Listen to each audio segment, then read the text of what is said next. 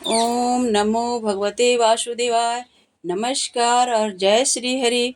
स्वागत है आप सभी को रानी क्रिएटर चैनल पर, जहां आज हम सुनेंगे पुत्रदा एकादशी व्रत की पावन कथा।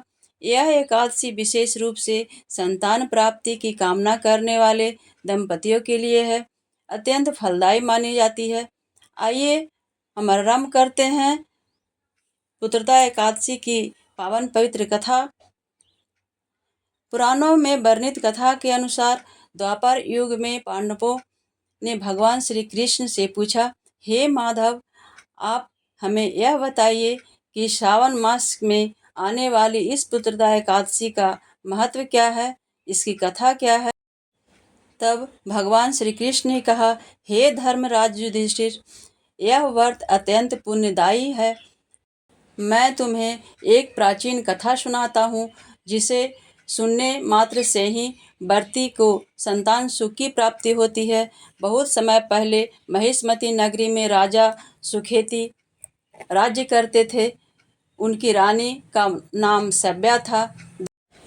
दोनों ही धर्मनिष्ठ और प्रजा वत्सल थे, लेकिन दुख की बात यह थी कि उन्हें कोई संतान नहीं थी। राजा और रानी इस बात को लेकर अत्यंत दुखी थे। उन्होंने अपने यज्ञ, पूजा, दान पुण्य किए, परंतु संतान सुख नहीं मिला।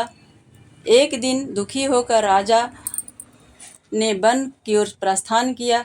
वह तप करने के लिए जंगल में चले गए। वहां उन्होंने नदियों के किनारे तपस्या की। उनका यह कष्ट देखकर देवर्षि नारद प्रकट हुए। देवर्षि ने पूछा, हे राजन, आप इतने व्याकुल और कष्ट में क्यों हैं?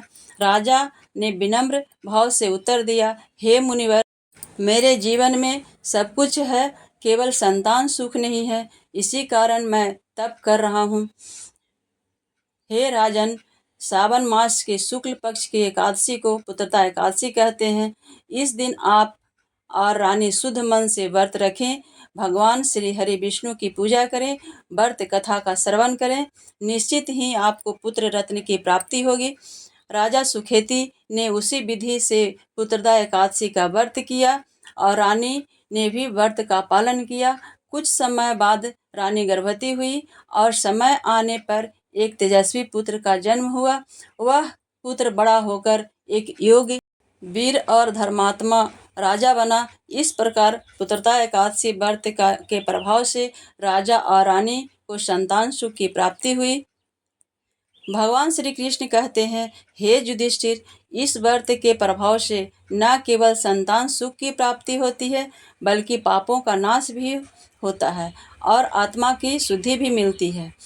जो भी श्रद्धालु इस व्रत को पूरे विधि विधान से करते हैं, वे जीवन में सुख, शांति और संतान सुख प्राप्त करते हैं।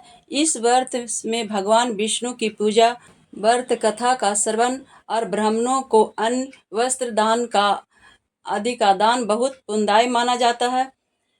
तो यही थी पुत्रदा एकादशी व्रत की पावन कथा।